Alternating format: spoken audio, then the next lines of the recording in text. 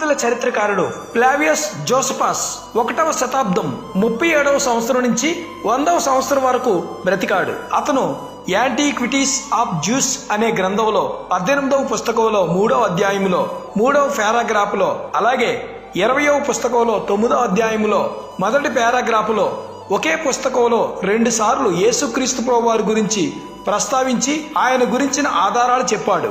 Flavius Josephus book number 18లో యేసు ప్రభు ఒక గొప్ప వ్యక్తి, మా యూదులే ఆయన్ని పిలాతుకు అప్పగించారు. పిలాతు కాలంలో ఆయన సిలువ వేయబడి చంపివేయబడ్డాడు. ఆయన 3వ రోజున పునరుత్థానుడైనాడు అని వ్రాసాడు. ఆ కాలంలో పిలాతు ఉన్నాడా అన్న సందేహం రావచ్చు. పిలాతు శిలాశాసనం ఇది. ఆయన ఆ కాలంలో గవర్నర్గా ఉన్నాడని ఆధారాలు ఇవి. పిలాతు గవర్నర్గా ఉన్నాడని లాటిన్ భాషలో ఇక్కడ వ్రాయబడింది.